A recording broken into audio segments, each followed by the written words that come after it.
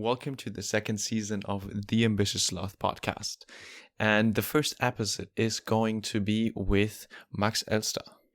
We started with talking about creativity, about building businesses based on relationship and why they're so important, and also talked about the values we both have and shared some of them and why it is so important to have them for you in order to make the best decisions you can do. Before the actual interview starts, I have to make a short disclaimer because between the recording and the publishing of this episode, Max has left the founder team of AmpliVoice, even though we talk about that in the actual podcast, but this is not the case anymore. And without further ado, let's go right into the podcast. Enjoy.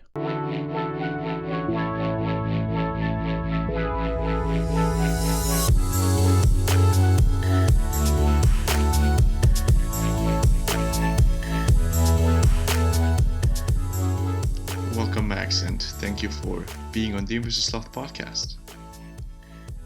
Thanks for the invitation. I mean, we had a great pre-chat, so I'm looking forward to the actual interview or the actual conversation, like you call it. Yeah. So I heard, or we already talked like a couple of times. We got to know each other through AmpliVoice, and so that's been so far really a nice connection we had so far. And would like to know, okay, what is like your, maybe to explain for everybody who is listening now, what are your day-to-day things you do? What is like one general day you usually do so they get to know you a bit? Sure. So you mean like just based on AmpliVoice or more or less what's behind Max? What's behind Max? Okay. So yeah, as you mentioned correctly, I co-founded AmpliVoice last year. That was still back then. It was still more or less on the side next to studying and next to my podcast. But how does a typical day look like? I usually wake up rather early. Early doesn't mean like 5 o'clock. It means like something between 6 and 7. Because I enjoy mornings and I would even love to wake up earlier. So I typically wake up. I usually do sports, so at least I try to. It's either jogging or it's going to the gym or doing some other like activity that's more or less like surrounded with balls, like either golf or basketball or whatever. So I like playing sports in general. So that's more or less how I start. Then I actually come to the office. So currently we are 3 co-founders. We have 1 first employee, and we try to like set everything up to make AmpliVoice successful. So what I'm currently focusing on day by day, more or less, and which is of course really short term, but it's focused on growth. So how can we actually establish a platform with a lot of users where users are happy to use it? And how can we establish a foundation to make a big voice social network? So that's basically my priority. So I also do a couple of media gigs here and there as I'm on events talking about what we do. I'm doing a couple of interviews a month, but I'm also really focused on both sides together with Tim, who's also working with me to actually build the growth foundation. So that's basically it. At night, I more or less try to like spend time with my girlfriend, to also have some private life, which I believe is super important in a startup, which a lot of people are forgetting in the moment. So that's like in summarize like what I do and what I like to do every single day. So a lot of sports you're after, and a lot of competitive events in sports, and a lot of social events, and still next to that also you want to do this thing, entrepreneurship, and you like enjoying this. Yeah, I mean, it's like, I think it's super related to each other, right? I mean, entrepreneurship is not like, you have to have some competitive, like you have to love competition in order to do entrepreneurship, I believe, because there's always going to be competition. And if that's the thing that's going to fear you in the process, I think that's a potential failure moment where people are just getting too fearful of everything happening in entrepreneurship. But entrepreneurship is also something which oftentimes is not really mentioned in the press or in any other related like society, that entrepreneurship is a game of social. Like you have a lot of like social responsibility that you have, but you also have a team, you have a co-founder team. And whether you're working as a single founder or whether you have employees, you're always surrounded by people and you have to manage that. And if you don't love the game of like social and people, I think that's definitely going to be potentially harmful for your company. So I think I could like combine everything that I have as a strength on my side, which is I love people, I love like networking, but I also love the more tech related products that are behind it. And to combine it was really like the thing for me to actually go into entrepreneurship, which is not just to be a founder, but it's really the surroundings that are being impacted by entrepreneurship. And that's what I like and that's what I love.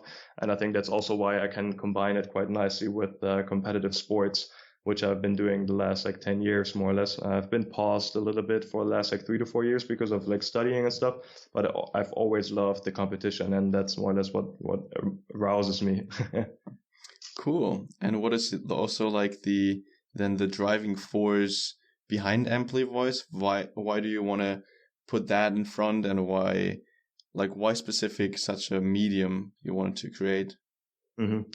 I mean, a couple of reasons. So we come more or less as a founder team. We have a background. I'm a podcaster. Luca and Alex have built communities around development and also gaming tech. And we thought, okay, we see a lot of things happening in the voice space 1.5, like 2 years ago, but we didn't see any opportunity to create a network that is based on your voice. And why are we talking? Because it's the most effective and personal way humans can communicate with. And why is there not an opportunity to use our voice and audio in general to make a platform out of it and really make social like it should be, right? I mean, we're actually communicating on Instagram, Facebook, and other social networks, and they are amazing. They're phenomenal. But I think one thing that they're lacking is the more personal way of communicating between humans.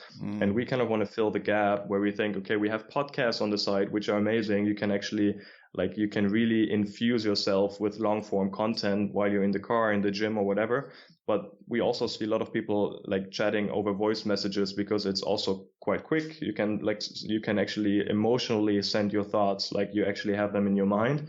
And we kind of want to fill the gap. And we believe that humans are made for conversations, and we see a lot of people more or less jumping into the digital world with forgetting what we actually have with our voice and with our expressions through the emotions of voice. And we want to fill the gap to make social a little more personal. That sounds really good intention, like making it even more personal. And then I have a question. Would you rather consider yourself as a creative person or as like a thought-thinking person? That's such an interesting question. I've always thought about it. I'm not sure, actually. I think I haven't figured out completely. I could never, I was probably the worst person in art back then in school. So I was literally the worst person you could imagine. So I always thought, okay, I'm not creative, but I don't think art is representative for being a creative person or not, which I've more or less found out in the last 3 to 4 years. And I think I would rather say I'm more a creative person than a structured person. I try to actually integrate structure into my life, which we had a little chat earlier where I talked about my preparation for the week. I'm very structured on that side, but I think it's only because I'm too creative on the other side. And if I wouldn't structure myself, I would just bump into every single topic that would come at me. So I kind of I need to have a structure in order to be creative, which I actually think is something that Chase Jarvis also says, who's a famous photographer in the States. He also says structure or creativity comes through structure. And I think that's also why I agree with it, because I think I'm creative, but just if I have the structure surrounded by it. But I would rather point myself to the creative side of things. Oh, okay. Also because I think in order to be creative, you also kind of need to know the rules in which you can function, and the rules in which you can be creative. Because usually to be creative, you have a certain game you're playing in, and within those rules you can be creative. Because when you get out of those rules, it's it's something completely different, yes, but it's not anymore in the realm of the game. So if you then have you're playing basketball, right? So you can be super creative in some movements and doing something unexpected that the person I don't know, some kind of trick that the other person didn't expect, right? So that's something creative, I would say, in the sports. However, if you run with the ball outside of the field and then come back on the other side, this doesn't work. It's not creative anymore, right? Mm-hmm. So I think that's a super interesting point, because I think you can use creativity if you are not good at something right on, because you're not as experienced as other people are. You actually can use your creativity to come closer to the level that they are playing. I think sports is an excellent example where, of course, you have amazing soccer players out, or football players, soccer player, however you call it, but you have amazing football players out there. And if you're not as good as other people are, you can actually use your creativity to up level your skills in the moment. And I think you can use tricks that maybe other people don't expect, or you can use tricks to if you're not as fast as people, you can use tricks to more or less be competitive in the game. And I think that's something that you see in sports as much as you can see in entrepreneurship. If we think about first time founders and very young entrepreneurs, not every one of them is super experienced, right? I mean, a lot of them are just jumping into the entrepreneurship world right after studying, like we did. And the only thing that helps you more or less keep up the game and improve is when you use creativity to make progress better and to actually be creative about the things to do, whether it's marketing, growth, product building. So I think that's something where you see a lot of alignments in sports and also in entrepreneurship. Yeah, I do agree that. And then also maybe in this context, would you say rather that you make your decisions based on a gut feeling and your emotions, or rather that you make decisions based on thinking, overthinking, and really based on the evidence you have? I would love to go more into the gut feeling side, because I believe sometimes I'm a little bit confused by the data and by the more or less by the more really you can by the data points you analyze in order to make a decision. I think that's super helpful there. I think there's a great quote about you can't make a good decision if you don't have enough data surrounded to actually make the decision. And I think that's a good quote, but it's not complete yet, because I think in the final moment you should more and more go into your gut feeling to actually make the decision. But I often believe that people who always talk about making gut feeling decisions, most of the times they also have a lot of data that they back up with, or a lot of experience that they actually can use their gut feeling to make a good decision. So I think if you have more experience, more life experience and more working experience, you can actually make better decisions with your gut because you've seen a lot. And I think at the beginning, you rather rely on a couple of data points and maybe a couple of conversations that you have with people to get feedback. Plus you use your gut feeling, and it shouldn't be gut feeling alone. It's, at least for me, right? That's my kind of way of doing it. Oh, okay. Yeah, I also do think that it is quite important to at least consider your gut feeling, because that usually gives you, especially also in the beginning, a really good indication whether that is the right thing for you, or that feels good or not. Not necessarily which strength of the decision you need to go, or how hard you need to go towards it, but definitely the direction of, okay, this is something I really want to go after or not. Right. I think that's really good indicator then with a gut feeling. 100%. I mean, you have done some great travels with more or less meditating 10 days in a row. And I think that's also can be one step to enhance your gut feeling more and more, because you believe that when you finally found what you actually want to do and how you think, when you understand how you think and who you are, that's definitely going to help in making decisions. And especially in entrepreneurship, I think the deeper you actually go into the field of understanding what you want to do, the better you actually make decisions, because you have quite a straight line of where your decisions should go and where they shouldn't go. And you have a certain value set that more or less implies what you're thinking and what you're believing in. And as long as we have that, as long as we have certain values that we act upon, that's definitely going to help us in any way of making decisions, I guess. Definitely, especially the meditation for 10 days was a really impactful thing for me. And as you just also mentioned, it really lets you look at your values, what are the most important things in your life that you are aligned with, and you want to you feel when you think about it, this is me, this is something I can 100% stand behind. And so once you get into those feelings and in the direction, then it becomes really clear and where you want to head. And the decisions also become a lot easier, because you just go through your values and see, okay, does it fit or not? And then you're done. Like there's no like, yeah, maybe this or maybe that, but you don't feel it right. And once you have like your values really aligned, that's a super easy decision usually to make. Right. I mean, and values, especially in early age, can change, right? I mean, like I'm sitting down every single year at the end and at the beginning of each year, and I think about certain things that I want to accomplish this year, but also like which kind of values do I want to represent in private life and personal life and business life. And of course, they are like aligned more or less. You don't have different values for each category, but sometimes you have different values with your friends than you have maybe in the business relationship, which is a little more tough, and you have to like you probably have more discussions. So you have to have certain values that more or less come with you when you think about certain things. I'm definitely not the best one yet. I'm still improving, but I think I'm like I'm at least trying to like make my values come like reality in the process. I mean, there's no way you're going to be done at some point. That's the 100%, thing. 100%. Maybe like what is something that is quite important for you as a value? Like, do you feel okay sharing one or two indicators of like what might be there and what is something you think about? I think a couple of ones. I think like always being like transparent about your thinking. Like if you have a bad feeling about something, think about it for a couple of days and then actually represent your thoughts in a good way, whether that's to a friend, to your girlfriend, to your boyfriend, to your co-founders, to your first team members, whatever it is.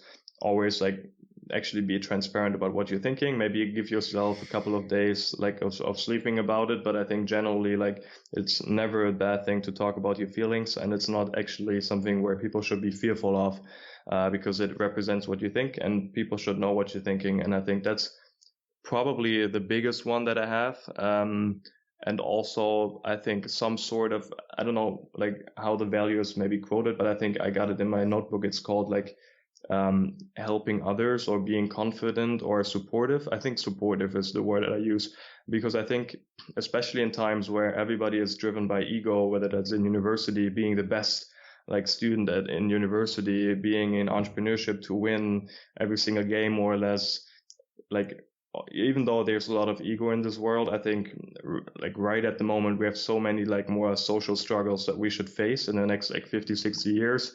And people should rather focus on building teams and actually making teams supportive, or be supportive to teams in order to achieve the goals that we have as human beings. And I think if we want to live further in the last like 200-300 years on planet Earth, we should work together more or less and be supportive. It can be small things when you see people like crying on the street, ask them what's happening, but also like from a bigger standpoint, see what's happening globally and try to be part of it, whether it's just a small thing that you do with like donating money or whatever, or whether it's actually working in some sort of corporation that more or less has a bigger goal. That sounds really honorable, to be honest. So but I can super relate to that. Although I use, I think, a different word for that. I used compassion as for my value, because I don't know, for me it also includes then the active supporting of others. Yeah. Even though I think it's more like, okay, feeling what the other person might need, or being compassionate as feeling just feeling the other person. But also for me it's then the supportive part and trying with every like thing I do to include, okay, how can I, with that, what I'm doing right now, for example, with the podcast, which is quite important as well to me, like how can I put this to another level and help other people even more to develop, to feel their own thing, to feel what it might be the best thing for them. And so that's what I actually really loved listening to this, what you just explained, because it was really also suited to me. Yeah, I mean, like it's something where a lot of people should strive for, right? I mean, like, of course, not everybody. I think like it's not about like this like weird quote of changing the world. I think that's definitely been overhyped. But I think thinking about like how can you actually like envision something that you want to do, and how can you make small steps in order to achieve that? Whether people think about, I mean, we had Fridays for Future last week, I think, in every city in the world, where people actually believe in changing the climate ecosystem. That can be one step, to go on the streets and talk with other people about it and get a conversation going around the topic of climate change. I'm definitely not the expert on it, but I think what Greta Thunberg definitely did, she more or less enabled people to think about the topic deeper and enabled people to actually see that we're definitely going into some sort of potential crisis, and we gotta get everybody together to like change. And I think that's definitely, that's why she is so famous now, because she has done a small step with actually sitting in front of school, but it has a big impact. And I think whether that's climate, whether that's business related, whether that's safety for animals, doesn't matter actually. Just like go into it and try to improve it. I feel really that what she's doing, especially, is such a big act of what we just talked about, like the compassion or supporting part, that that this is just such a great example for everybody to see, okay, not only that one person can change a lot, that's maybe also a great thing to see, but also that this is connecting actually so many people, this compassion or this supportive tribe, that it's also just awesome to be in there. And so I'm like sometimes thinking, why are we not doing this like more often? We see how amazing that is to be in such a supportive group, and maybe also include then the whole environment we're living in. So that's actually also the thing, like what I sometimes don't really understand is like, yeah, I want to have a lot of my personal gain and my supportive environment in like my small ecosystem, but don't want to have this for others, like the bigger ecosystem as the planet Earth. Like that is sometimes, yeah, I don't sometimes really struggle with understanding why is that the case, that this doesn't fit together. Yeah, I mean, like potentially because like, of course, like from a macro level, people have like generally like society is maybe going in a different direction than you personally are, and I think that's normal as long as you understand, as long as you're more or less like you have empathy for the people who are like actually surrounded by yourself. And of course, people have different goals and different visions in their life, and we shouldn't like try to change everybody. But what we can do is inspire and let people think about certain topics, and whether they actually want to take part in discussions or in going on the streets, like helping Greta or like actually ourselves make climate change more relevant for the people. That's up to the person themselves, right? I mean, I've also not been part of the strike, or the strikes, you could call it that, on the streets, but I've been supportive in a way that I look what she's doing, and I've been reading a little bit more on the climate topic. And I think like just find the way how you can act with it, but like at least try to inform yourself whether you support certain things in life or you don't. And I think we're not there to like change everybody. We can change ourselves first, and that's potentially can inspire other people. I do 100% agree also. Like you, in order for the others to change, you need to change yourself first. Like if you want to see change in others, you need to change yourself first. Right. That's definitely a thing I 100% agree with, and obviously try to include in everyday's life. I mean, it's the same in the plane, right? I mean, the plane, when there's no air anymore, I think those little like air things, they come out of more or less the top, and you should always care about yourself before you care about other people. And that's really relative on life in general, I guess. Yeah. Is this like topic to being super supportive, or this value also something that actually gets you out of bed, or is there something else that like kind of excites you to keep going with what you're doing right now? I think like the most, which is funny, I think the most like supporting thing that like lets me wake me up in the morning is people. It doesn't matter if it's school or university or if it's the work that we do here. Like I love waking up because I love working with people. Especially like I loved going to school and university, not because of like the study and the topics that we learned, but because of the people. I loved like my friends there. I loved like coming to university. I loved like talking to people over coffee. And the same happens in work. I love like being surrounded by action and by people who have fuel to actually like make something happen. And that's pretty like obvious here in the company as well, that I come here because I believe that everybody is believing in the vision that we have and that we as a team can make it. And I think that's funny because like, I think if there wouldn't be millions of people anymore, or if there wouldn't be like a couple of people surrounded by me, I would probably get a little lonely. And that's something, of course, that's also dangerous. But I think that's what gets me up in the morning. And of course, we have a vision of making conversations more digital and actually making digital more conversational. But I think that's one big part or one minor part in the company. But what drives me is people. And I think that actually comes along with what we do, because like building a voice social network is something where there's a lot of people talking to each other on a platform, and we kind of want to build the tech and the platform around it. And it comes back to people again, which is more or less also what drives me. Yeah, but also the thing that you just mentioned, like you need to have people around you that also inspires you or like give you additional energy. Because I also think like, yeah, we can have our own motivation and something that excites you most of the time, but it's just so immensely helpful if we have other people surrounding us that are having this, that are just being on a high energetic level and just give you something back. And then the whole, the whole room or the whole group is then going up energetically, and this is just an awesome feeling. And I think that is one of the best drives to keep going and do some things you really enjoy. Yeah, and the thing is, like, the cool thing about, I think, believing in the people game is that when you do stuff, you of course always think about if you like it or not, but you always think about, okay, how is it actually going to be impacting others?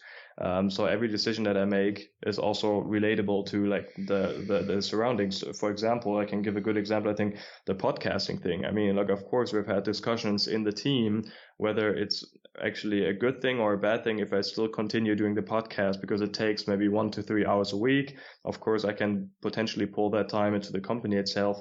Yeah. But we have like I've listened and I've tried to understand how do other people think about it, but I've realized that we are all on the same path, and that I believe the podcast can be a good additional thing of like making me better in the business side, and actually learning more about people and learning more about how people do conversations.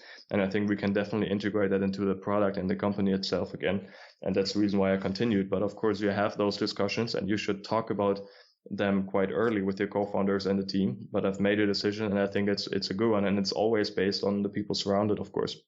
But that also shows like a huge amount of your own self-awareness that you have of yourself, but also realizing, okay, what's going on around you and everything around there. I try to. Yeah. So basically really that seems that you are really aware of that. So that's awesome. And then also maybe another question which goes also in the direction of like your own self-awareness is you're trying to do all those things, like increase or making the company, making actually a new social media platform and creating your own life towards this direction.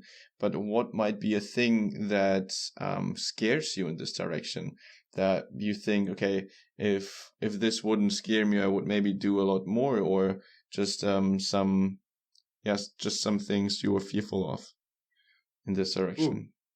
You mean on the business side?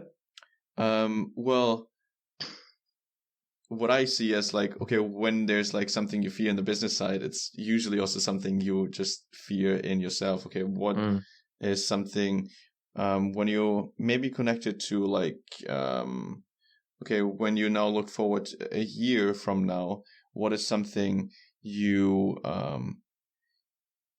if you wouldn't fear it, you would be like a lot further in a year? Good one. That's a great question. I don't think it's anything related to the business side as such. So I'm not afraid of failure. I'm not afraid of like taking a wrong path in the company. I'm not afraid of like potentially not growing a lot of like users or whatever. I think those are like things that happen in life, and failure is always part of the journey. I mean, I've also come that from the sports side. I lost a lot of games and stuff, and it actually gives me fuel to be better next time. But I think like from a fear standpoint, I think probably, and that's also related to my values and to what gets me up in the morning, is that I think I would fear losing certain bonds in the process and not being like empathetic enough to understand why people potentially dislike what I'm doing, or I dislike what other people are doing. And I think if that's going to be more or less a standpoint of where bonds are being more or less not created anymore, because like as a co-founder team, you always have a lot of responsibility. I think that's something where I believe that could potentially be fearful to me in any relationship. Also losing friends and stuff. I think death is something that's super harmful to oneself. I've also lost a friend when I was in school back then in a car accident, and I think that has so definitely been something that impacted me a lot, and my friends who are also friends with him. And I think like that's probably the most fearful thing I have, which is like if you lose people that are more or less in your surroundings, that has a big impact on your business thinking, because you have a lot of other things in mind, but also on the personal and private like thinking that you have. And I think that's probably one thing that I'm most fearful of, losing people, losing friends. From the business side, I think everything happens for a reason, and people should be reflective on what they have done great and what they have probably not done great. And I think that's normal in life. People always fail, and people will always fail. You just need to see how you can maybe reduce the amount of failures in the long term. Okay. But did this incident change your perspective of like maybe also death, or like some meanings or something you find meaningful in life? I think the only thing that like more or less changed me in that regard was that life can be gone tomorrow. Like literally, like you could meet a friend yesterday and tomorrow he might die. And I think the same happens with family. The same happens with co-founders, friends, whatever it is. And people should always be aware to say thank you and actually be grateful for people you meet. So actually, when I see people, most of the time I always say, hey, it's really good to see you, because the next day it could actually be different. And I think that's not a bad thing. Like I'm not scared of it like daily, but of course you always have to have in mind that everything can happen, and then we should be grateful to be on planet Earth, actually having friends and being surrounded by fantastic people, or just like by yourself. And if you like yourself a lot, that can also help. But I think like that's probably the biggest thing that changed me in that regard, that I should be grateful to have people around me that more or less support me in any way possible. I think that's super, super, super freaking important, that you like see that also as not only something bad happening. So like, okay, somebody died, yes, but to realize, okay, that's something I can be then grateful of all the things I have right now, all the things that I'm surrounded by. And I'm actually also doing that in this regard. As I mentioned before, like I'm meditating every day, and there's like, then the last part's like, okay, what am I today grateful for? It's like, okay, really focus on, okay, what is something I really enjoy doing today, and I'm grateful for the people I will meet today, or something like that, or just something really small. I'm happy that I had like a piece of bread this morning. It's like awesome. Right. I mean, like drinking water. Like I've been to Africa for a while, and there are actually people who don't have water for days. Or at least for a couple of days, and I try like maybe like a sip of water a day, whatever. It's super like low, and I think like appreciating water is something where a lot of people, they laugh about when I say, hey, I drank this water, is so delicious right now, and I can't like it. I'm so grateful sometimes to drink water, which is so like obscure, but I think there are definitely regions and countries in the world who don't have enough water, and we should be grateful that we can just like press a plug or make a little movement and we get as much wet water as we fucking want. And I think like I kind of like don't understand how people can not be grateful for that. Yeah, and I also see that when you're grateful for even such a small thing, that just again lifts you up in a positive way, and you get like super energetic and getting on higher frequencies energetically. And this is just not only helps yourself, but actually also the other people around you feel it, and you change your environment with thinking in grateful terms. 100%. So that's actually also something I noticed a lot. Like when you were with that smile going through the streets just because you're grateful for the ice cream you just had 2 minutes ago, then this changes the people you meet, your surrounding. And actually it's happened quite often when I was on travels, because I don't know, I'm a lot more aware of this happening. And of course, yeah. Then I get in contact with a lot more people, and people just start coming to me and ask me questions. But at least I think that's because I'm just on a different energetic level, and the people feel it and feel safe speaking then to me. And so that's actually a huge thing what I see, not only as important for yourself, for your own mental health, but also for the people around you. Yeah, I mean, like, look at like when you're like in the train driving somewhere, and you're like, you feel super grateful and happy for everything that you have, but like you see a lot of people like not being happy. I always I'm so confused, because I would love to talk to those people and understand, hey, what's happening? Like, you look really sad, or you look really like angry or whatever. And sometimes I go into those conversations, probably 99% I'm not. I should do that more often, but I think people they should wake up in the morning and like they think, okay, who's in my who's in my environment, and why should I be grateful today? And I think that also is something that makes you happy, actually, when you think, hey, I still have my grandma, I still have my parents, I still have my friends that I had from back then, and they're still liking me and whatever.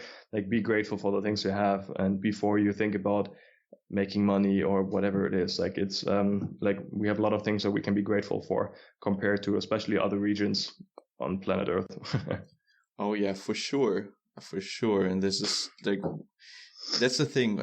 I only realized that really when I was traveling, and also like through different countries, for example, the Philippines or Nepal, where you see, okay, there are literally people that you could not have imagined as poor as in the Philippines. That there are some people in Germany as so poor as they are. And this is just something you cannot realize when you don't leave the country, when you don't see that really with your own eyes. Even though you see sometimes in the media, like there are some people, but you don't realize that how good it actually have here in Germany or wherever you in Europe most of the time you are. Yeah, and what I see sometimes is that people, like when they go traveling and they go to poor countries, like they enjoy their time there because it's their vacation, and they want to be like, they want to have the best resort and the best like pool and the best cocktail, whatever it is, but they forget talking to the people who live there. And I think that's one of the biggest mistakes when I think about traveling. Like when I was in South Africa, and especially Southern Africa, we also went to Zimbabwe and different countries. We were always, of course, the richest people in the area, because like if you have $50, you are probably one of the richest people in your surroundings there, and it's crazy. But like we just actually like came out of the car and we start talking to people, because of course they saw us as something, hey, they probably have money, and let's ask them if they have money. But that, as the more you talk with them and the more you understand what they're thinking, they actually don't want money. They just want people listening to them in a very good and friendly way, especially if you tell them stories about your country, if you tell them a little bit more of what you are doing in your country and what they are doing, and just get into conversations. They don't really want money anymore. They just want to have conversations with people, foreigners, in a very good and private way. And I think that's something where people go traveling, but they forget about the actual people that are native to the country or to the region. That's really interesting. Never thought about that, but because usually when you go like into a country that is a lot poorer than your country, then you think of like, yeah, those people most of the time probably just want to have the money, right? Because that's a driving force there. Interesting to hear a different perspective on that. I haven't thought of that, to be honest. Yeah, I mean, like I have a good story maybe to elaborate on it 1 minute. We were invited to a private grill, like you call it braai in South Africa, which is more or less a barbecue. Yeah. And we were invited to a little like private party, which was actually in the most dangerous areas of South Africa. So if you would go there as a white person, you would get killed or shot within a couple of minutes. They would not be like, they would actually not care where you come from or what you do, or if you have a good mindset. They don't care. And we were actually invited to a private party because we knew somebody that actually lived there. And we drove there by car, and we were like, everybody was looking at us because we were white, and we were in the car, and people, of course, it was weird for them because I've never seen people actually driving there without any other people, but we were with the local people. And they actually, like, they didn't have a lot of money. They were actually quite poor, but they did everything they could potentially do for us to make our trip as great as possible. So they invited us for a braai. They paid for all the different dishes. They brought like a couple of beers. The whole like neighborhood came there and actually invited us for the next time. And they were super, super friendly. And we didn't like, it was not about the money. It was more about like, hey, we have Germans and like Europeans here. Let's invite them over and have a conversation with them about what they are passionate about. And we had a fantastic time. People were crying after we left because they like understood that we were not there to actually just give them money, because we were there to understand their culture. And a lot of people are misleading, I think, when they come to other countries. And there was a great story of how you can actually help people just by listening and supporting them in a conversational way. Wow, that's a cool story. Especially like that. What I also connect with that is the same thing I also had in the Philippines. I was also visiting locals there, which I worked for before with, and they were so amazingly supportive and so nice to like guests, and try to do everything they literally could and ask our friends to help them, prepared so much as they could. Like the thing, especially like in the Philippines, there is a lot about like food, and so you had like 5 mangoes a day, like pre-cut, laid there, and like really awesome food, like a lot more that you could possibly eat. And this, and also the thing, what was really interesting, like I was there visiting 2 people, but also the family was living close as well, and they at first gave me and like the 2 people I was visiting the food. And after we're done, they took like the rest and ate that, which is wow. That crazy. And I couldn't convince them to like eat with us or anything like that, because that's like, you're the guest, so you eat first, and everything that's left over we take. It's like, dude, that's so funny. Yeah, South Africans do exactly the same. Funny enough, like we had exactly the same. Like they serve us first, and they start eating when we are done. And I think that's crazy. Like from a European perspective, from a Western thinking, you think that's so weird. Like, why shouldn't we eat together? But it's their form of being grateful that you're there. And I think that's funny that Nepal actually does the same thing like South African people do. No, it was in the Philippines. Oh, Philippines. Okay. Yeah. Yeah, but still. Crazy. Like, crazy. Maybe to that, you talked a lot about like what your values are in that the supportive part is really important. You value a lot the relationship with other people. Then in this context, what is, if you like think quite a bit ahead, what is something you would like to be remembered for by other people? In the long term. I think, like, when I like think about, I'm not sure in which book I've read it, but I think it's like, you should think about your funeral when you think about yourself, and what you want to accomplish. And I think I would love to have 2 scenarios. Either I would love to have a couple of people that really loved me, on the funeral, can be 5, can be 10, and I think that also comes along with it, just like hundreds of people that were actually super grateful to have met me and to have had like great conversations with me.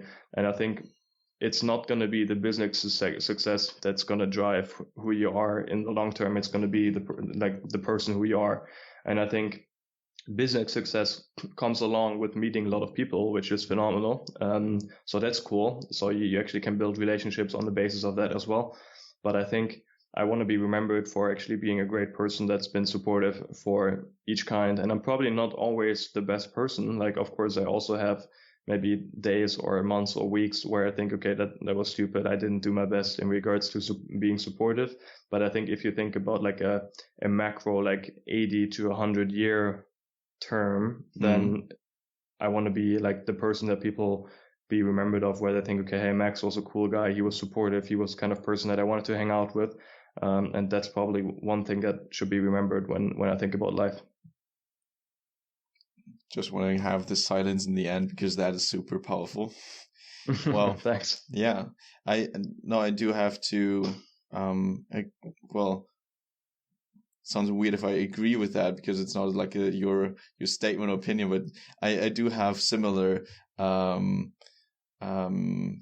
thoughts when I think about it, because that is, or that feels at least like the only true thing that actually gives you some fulfillment, and also for the long term. Like that's not something, now you have this accomplished or have this award or this amount of money earned, whatever. This is, I don't know, this is just like on a way deeper level that you have the emotional connection with people, and that is something that is really sustaining, and that's something that really feels so, it's funny to say, but that feels sometimes more solid than the materialistic rewards. Yeah, I mean, like, does it help you to have like $1 billion on your bank account when you die? Yeah, maybe your kids profit from it, but not necessarily actually. So that's not gonna like better everything. Like I think Bill Gates also, like when he talks about like his money, it's like one part that more or less accidentally happened because he built a cool software, but he tries to be as responsible as possible with like doing something in the world and doing something for his family, and not only because of the basis of money, but also because of his personal values. And I think people should, he is a great part of it, how he changed over time to be a person that's trying to be as responsible as possible. Yeah.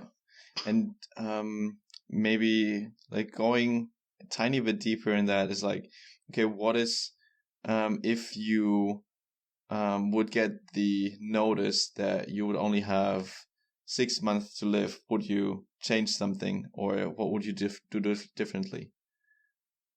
That's a good one. I think I would potentially meet everybody that I've met in the last years and decades that I've liked, and people that would like to like actually meet me again. I think that would probably be something that I would do. And in case there's a chance, I would probably try to maybe go to space once at least. So that's something that would be cool. I think it's funny how it boils down like to everything related to people again. I think I would love to meet everybody that's been in my environment, and I would love to go to space maybe with the people that I like. Would be actually quite cool. And do things that I love doing, which is like maybe jumping into a couple of business meetings, like being like who I am and just like trying to help companies maybe, but also doing sports, trying to be active, and just like enjoy the time on there and not be too hard.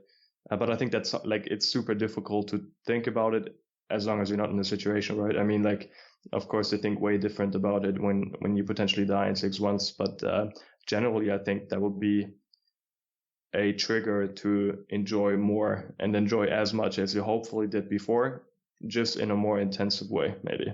Yeah. I like that you again like focus so much on people. That's amazing to see. Also, like, I guess it maybe is like a thing that the kind of new entrepreneurs do a lot, but feels like the self-awareness about this is growing, and that the importance also of the social environment, the people, the connections might be the most important thing that we actually have.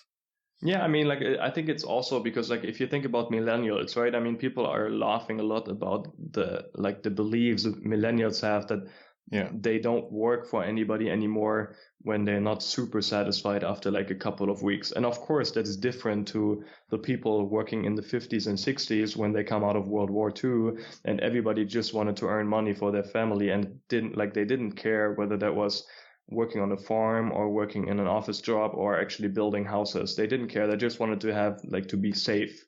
But now we're living in an era where like people are getting more and more critical about the situations they live in, and they actually care way more about themselves, which is a phenomenal thing.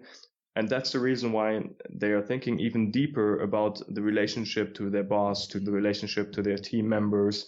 And if that's not going to be aligned with what people believe in, they leave the job and go somewhere else. And I think that's not necessarily a bad thing, because it also actually encourages the leaders of tomorrow to be more self-aware and to be more respectful to employees, to their co-founders, to partners, whatever it is. People are not going to be only doing business on the basis of being as harsh and as radical as possible. It's about working together in every sense of building businesses, in every sense of building relationships. Nothing is going to come anymore with just being strict in one way. We have to collaborate and discuss about the things that we care about. And if people are not going to be doing that, they're going to be dismissed over time, and they're going to be super unhappy. Yeah. Totally agree with that. I probably missed a fucking somewhere. Oh, great.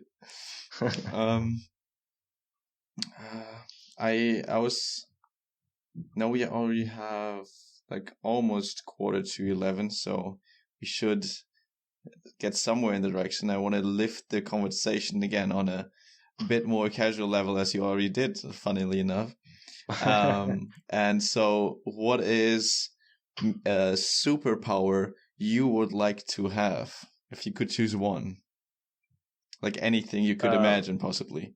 Fly anywhere I could within, like, I would love to have like I think that's a cool thing where they're going already with the Volocopter, and I don't know the other firm, like trying to build like small little planes to like go anywhere. And I would literally love that if I would have like a jetpack on, and I could just like go on the balcony and just drive to like my neighbor, or fly to maybe like another city without actually the hurdle of going into a train or going somewhere. And if that would be like CO2 like neutral, how cool would that be if everybody could just like fly like a bird? I mean, my last name is a magpie in English, so I think I should definitely think more about flying and going somewhere from A to B faster. So that's funny. I actually thought about being able to beam myself like on a finger snips, like to go basically like anywhere in the world like I want, just like that.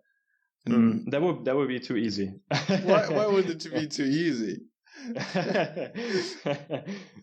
I mean, we come back to the grateful point of like, if you can actually fly manually over like amazing like forests, and you can fly with the birds, and you can like maybe even talk to other people while you're flying. That's so cool. I mean, like just like going from A to B might be a little boring, because you can just like go to like New York City, Manhattan, and you're there. But how cool would it be if you actually like can like fly into New York City and you see everything from above? Damn, that's a cool perspective. I haven't thought of that. That actually comes back to entrepreneurship, right? The journey is, and the route that you're taking is the cool way. And if you would actually just be successful with a finger clip, that would be super boring, because everybody would be successful within like a second. But the journey of actually going there and seeing forests which are beautiful, seeing maybe areas that have been bombed in the last like years, seeing all that is the cool part about the journey. Damn, you convinced me. I like that more. Yeah. Wow. Thanks a lot for sharing so many insights, man. That was really, really, and being able to open to go that deep was really of course incredible, about like all the different values, beliefs. We talked about death, and just wow. Thanks a lot for being so open with me to talk about this, and actually also record it. So of course, yeah. I hope it helped a couple of people. Would love to hear a couple of thoughts. Yeah, definitely. And maybe then in the end, a question which I actually got from you is who do you think would fit in this podcast, and what do you think would you listen to when as a next guest? I also came up with that question a couple of episodes ago. You mean like somebody that's realistic, or anybody? Both. Okay, I think somebody that would really be cool, but that's definitely probably going to be the hardest one to get, probably after the president of the United States, is Naval Ravikant. You should check him out. He's probably one of the like top 3 angel investors in the world, especially in San Francisco. But he's also a philosopher that thinks about ideas and thoughts and society very, very deeply. Yeah. So he's like a hobby like philosopher, but he is definitely getting more professional. He would be fantastic to listen to because he like can go into business, but he can also extract and like put a bird's eye on everything happening on the world, I guess. He would be cool. So I'll try to get him. I think maybe somebody that would be more realistic. Since you love meditation, I think it would be cool to talk to the founders of Seven Mind. Yeah. So I think they would be cool. I mean, they're German, a German-based company in Berlin. They're kind of like building the competitor to Headspace out of Germany. And they are, I think, the biggest meditation app in Germany. I also know them. They're fantastic. And they also lived in, I think in India, at least one of them, and also like understood meditation from a deeper sense. So I think he would be cool to more or less go into the entrepreneurship side, but also take the bird's eye and talk a little bit about like the things that he cares about. Oh, wow. Yeah. And the guy, how do you spell them? Naval? What was it? Ravikant, Ravi, and then Kant, like the famous author. Yeah. Thanks a lot. I hope you enjoyed it as well. And I did actually. Yeah, cool. Very nice. I enjoyed it. Happy to hear that. And yeah, have an amazing day further. And I'm grateful for you having done this with me. Thanks. Likewise. Thanks for your time.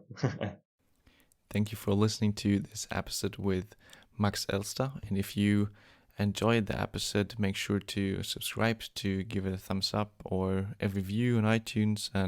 But most importantly, make sure to share it to anyone who might be able to use anything of what has been said, of any insights you have gotten through that. And yeah, I would be happy to see this message of getting into deeper thoughts and trying to rethink what you've been doing before, and maybe also figuring out your own path and your own values. And yeah, so make sure to spread this message if you like it. And then I will see you in the next episode. See you there.